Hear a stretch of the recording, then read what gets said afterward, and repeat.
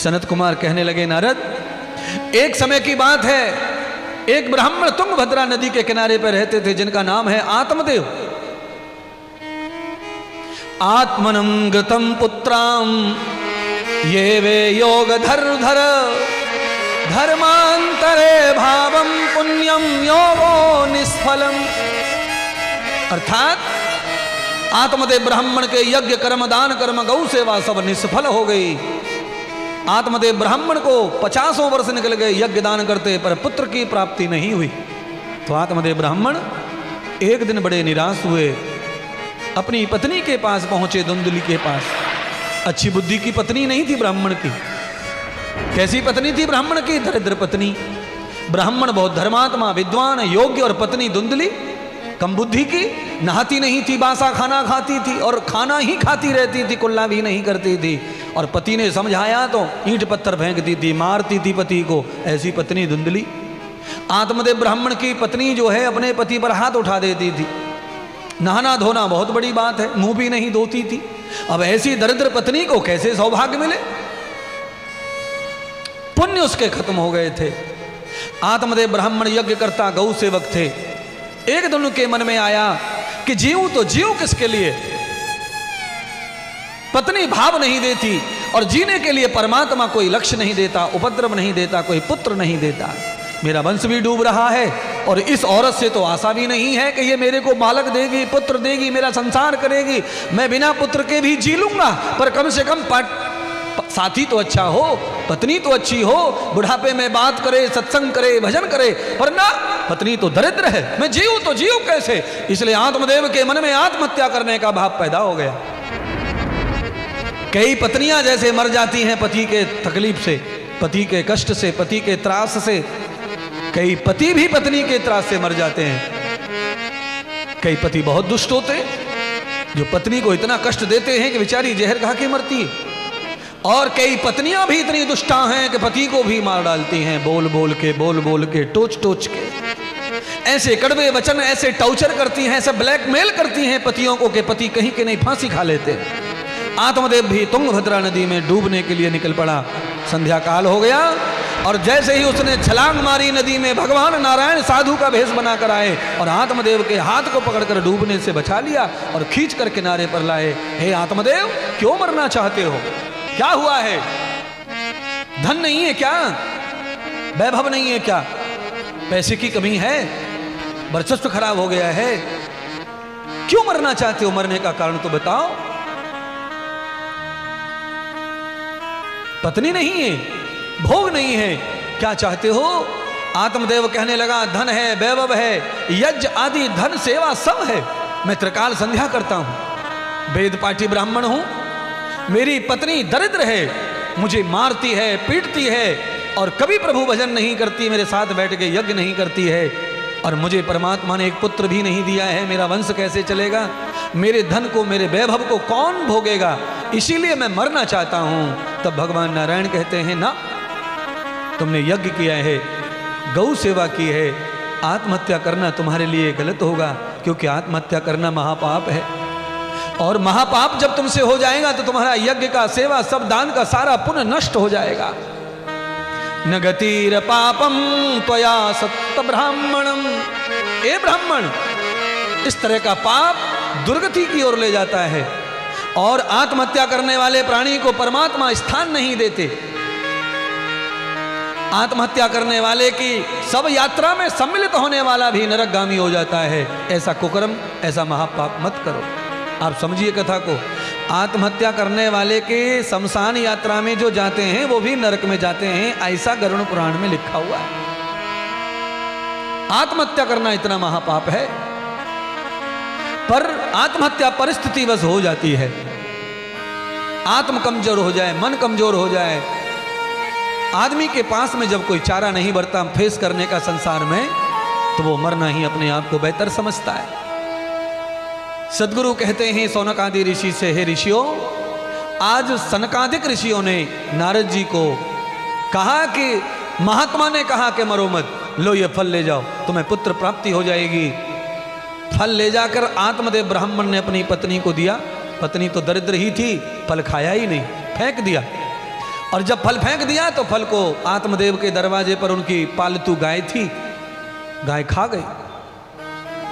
और गाय ने जब फल खाया तो गाय गर्भवती हो गई। अब आत्मदेव की पत्नी धुंधली कहती है कि यह फल तो महान संत का है, यह कभी फेल नहीं होगा।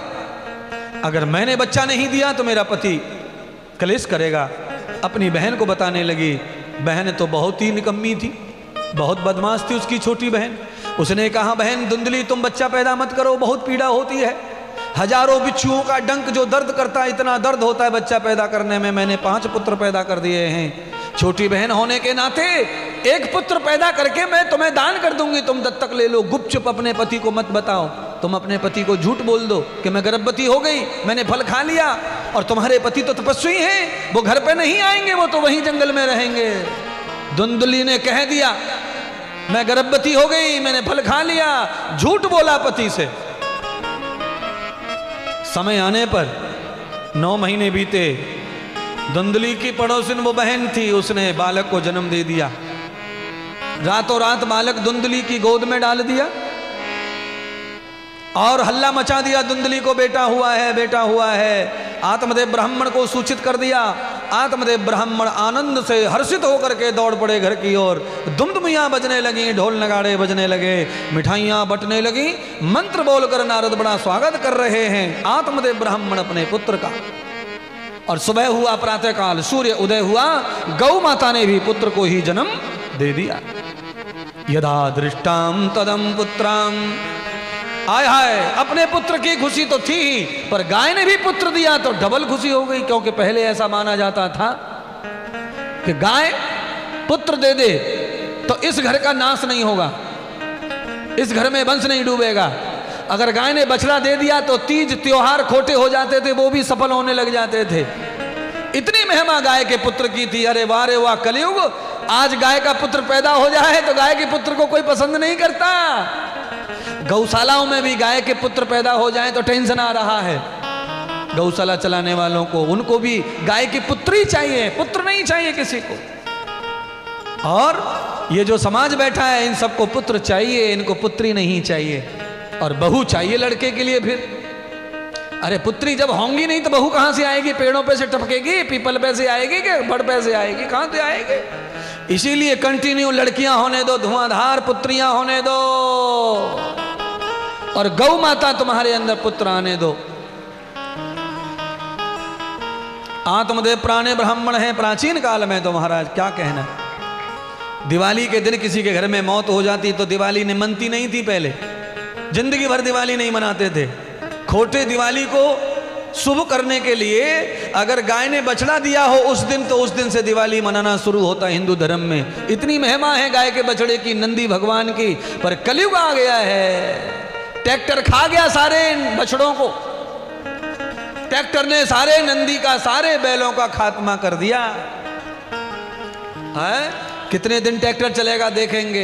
अभी हम तो जिएंगे, भगवान की कथा कर रहे हैं तो विश्वास है, परमात्मा के गुण गा रहे हैं तो लंबे देखेंगे। ट्रैक्टर ज्यादा दिन नहीं चलेंगे, क्योंकि अब खेती नहीं बचेंगे ट्रैक्टर चलाने के लिए। Colony colony colony colony colony colony, ले लेनी ले लेनी, घे लेनी, दे लेनी, मर जानी, ये होने वाला है अगले 30 साल में।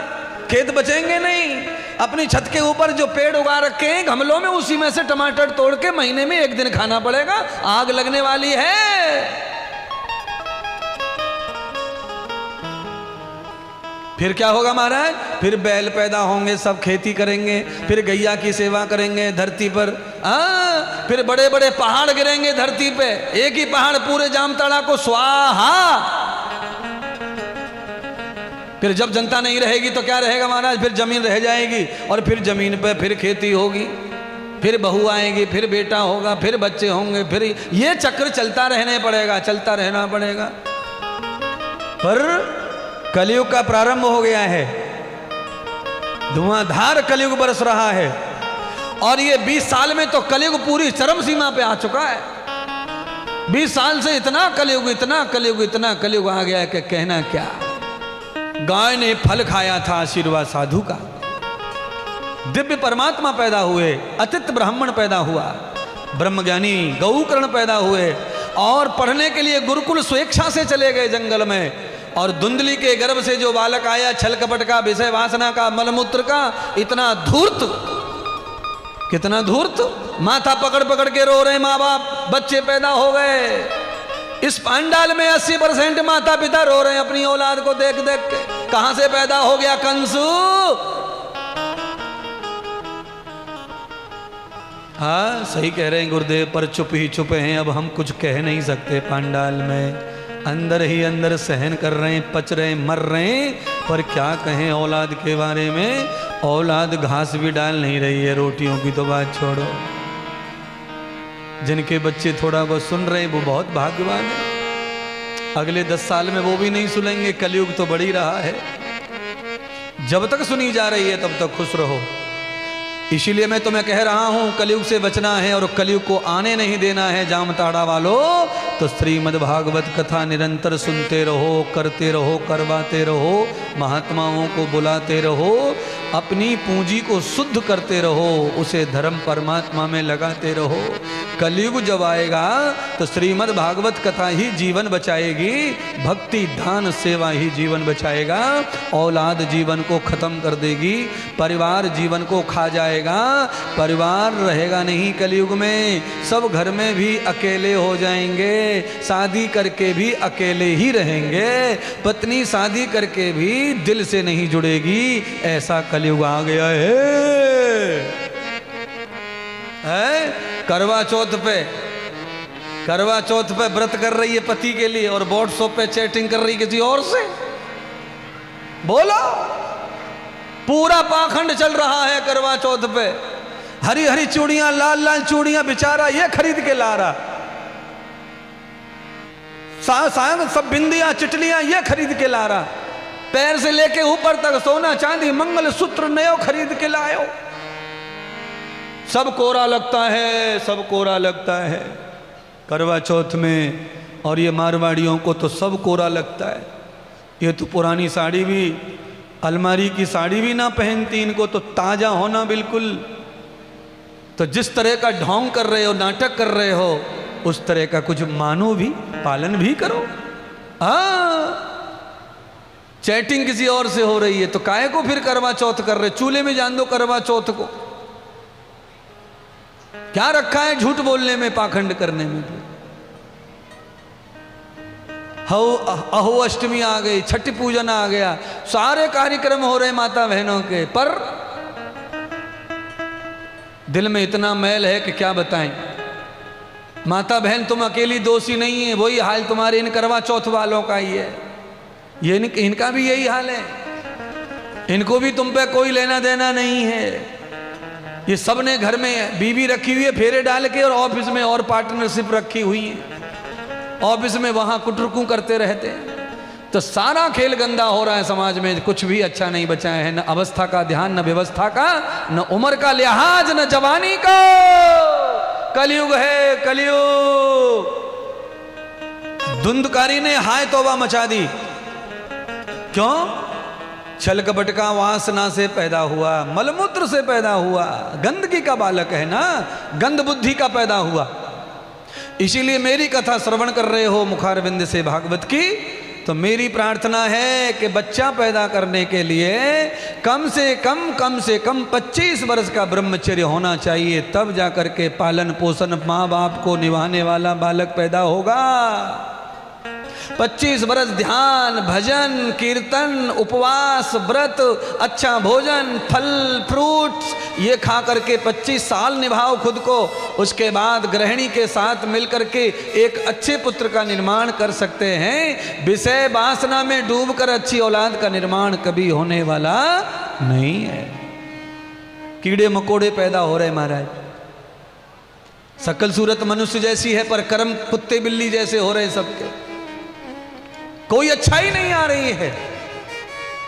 गले से लगाकर बच्चों को हम भले ही घूमे, पर आगे चल के देख लेना, ये 14 साल के हो जाएंगे तो तुम्हें बादल फाड़ फाड़ के दिखाएंगे, तुम देखते रह जाएंगे। क्यों? औलाद ही वासना की है, भोग की है, तो भोग में डूबे ही रहेगी, योग साधना की नहीं है। धुंधकारी ने सारे घर का माल गुजार उजाड़ दिया। आत्मदेव को लगा कि इसने तो गांव में बदनामी कर दी, भजन पूजा वाला आत्मदेव छोड़ के भाग गया गांव को, जंगल में चला गया। और जंगल में जब गया पता चला गौपुत्र गौकर्ण को, तो पिताजी का सम्मान किया और आश्रम ले गए। पिताजी को बृहस्पति देवता से दीक्षा दिलवाकर भजन करने पे लगाया। पिताश्री अब आप उस प्रपंच में मत जाओ, इस उम्र में आप भजन करो यहाँ रहकर, ये है अच्छे पुत्र का धर्म। अच्छे पुत्र अपने पिता को यही कहें, उम्र हो गई है पिताश्री, अब बंद करो ये सब चीज, अब केवल आप ध्यान भजन करो और कथा श्रवण करो, कीर्तन करो, अब ये प्रपंच से ध्यान हटा लो आपका। ये अच्छे पुत्र का धर्म है, अच्छे पिता का धर्म है कि समय होने पर उसे भी त्याग देना चाहिए माल गुजार को, और कर्म में पथ पर, वैराग्य पथ पर, प्रभु भजन के पथ पर, संन्यास पथ पर चल पड़ना चाहिए, भोग छोड़कर, ये संसार छोड़कर। सदगुरु कहते हैं सौनक जी, आत्मदेव के पुत्र अपनी मां का भी आभूषण बेच दिए, घर बेच दिया, और मां धुंधली परेशान हो गई, मारता था अपनी मां को धन के लिए। घर के कुआं में कूदकर आत्मदेव की पत्नी धुंधली ने प्राण दे दिए। मां का हत्यारा वैश्याओं के पास गया, वैश्याओं को धन चाहिए, धन नहीं था तो उन्होंने ही उसे जला के मार डाला। रोज तकलीफ देगा, आदत हो गई है इसको हमारे शरीर की, अब इसके पास कुछ शेष नहीं बचा है तो इसे कैसे शरीर भोगने देंगे, मार दिया। कहते हैं वो प्रेत आत्मा बन गया। प्रेत आत्मा बन के जब सताने लगा परिवार के लोगों को, तो एक दिन गौकर्ण के भी सपने में आकर सताने लगा और चीख चीख के रोने लगा। तब भगवान श्री गौकर्ण महाराज ने अपने पिता श्री आत्मदेव को बताया सपना। आत्मदेव ने कहा, पुत्र ये तुम्हें बहुत सताएगा, तेरे पुत्रों को सताएगा, तेरे नत पोते को सताएगा, इसीलिए इस प्रेत का कल्याण हो ऐसा विधि करके आ जाओ। तो कहते हैं गौकर्ण महाराज गया जी में गए थे श्राद्ध करने, तर्पण करने, और 108 श्राद्ध 108 बार तर्पण किया था। लौट के आ रहे थे तो गौकर्ण महाराज ने सोचा, जहां मेरा जन्म हुआ है उस गांव में मार्ग में है, तो चलो एक दिन विश्राम करें। वहां जाकर लेट गए जहां पर गौकर्ण का जन्म हुआ था गांव में। रात भर सोने नहीं दिया, प्रेत आत्मा ने भटक रही थी घर के इर्द गिर्द। तब ही गौकर्ण आकर के पिताजी से सब बात बताई। आत्मदेव कहने लगे, पुत्र इसका कोई हल नहीं है, श्राद्ध करके गया जाके भी जिसके पापों का नाश नहीं हुआ है, अब मुझे नहीं पता उसके पाप का नाश कैसे होगा। मैं तो इतना ही जानता हूं कि गया में श्राद्ध हो गया तो पितरों के सब पाप खत्म हो जाते हैं, पर मैंने पहले ही बता दिया था आधा घंटा पहले, छुटक मुटक पापों का नाश होता है, महापाप का नाश कभी होने वाला नहीं है बिना भोगे। तत्वम भागवतम पुण्यम। तब भगवान गौकर्ण जी अपने गुरुदेव के पास पहुंचे, बृहस्पति के पास सारी कथा सुनाई। मेरा छोटा भाई धुंधकारी वैश्याओं ने मार दिया, उसको जिंदा जला दिया, भोग विलास में डूबकर मर गया। दारू पीने वाला, जुआ खेलने वाला, शराब पीने वाला, वैश्याओं का संग करने वाला, माता पिता को कलंकित करने वाला, कुल को घात करने वाला, कोई भी औलाद होगा वो प्रेत ही है और प्रेत ही रहेगा। ऐसी औलाद जिस घर में है वो आत्मा प्रेत आत्मा है। बंधुओं बचो उस आत्मा से, और उस आत्मा को सत्संग में ले जाओ, कथाओं में ले जाओ नालायक को। बृहस्पति ब्राह्मण ने कहा, हे गौकर्ण तुम्हारी भावना बड़ी दिव्य है अपने भाई के प्रति, कौन ऐसा सोचता है, तुम्हारा भाई तो पापी था, तुम्हें बहुत त्रास दिया, तुम्हारे कुल को खत्म कर दिया, फिर भी तुम ऐसा सोच रहे हो, तो मैं तुम्हें वचन देता हूं तुम्हारे भाई से तुम्हारी निवृत्ति हो जाएगी और उसका भी कल्याण हो जाएगा। अपने घर जाकर के गाय का गोबर ला करके सुंदर सा चौक लीपो, और लीप करके बांस की बल्लियों को लेकर काट के आओ जंगल से, और धरती से कम 7 फुट ऊपर आसन बनाओ, और उस प्रेत आत्मा को आह्वान करके उसकी तस्वीर वगैरह लगा करके उसमें स्थापित करके निमित्त समझकर उसे कथा श्रवण कराओ भागवत की।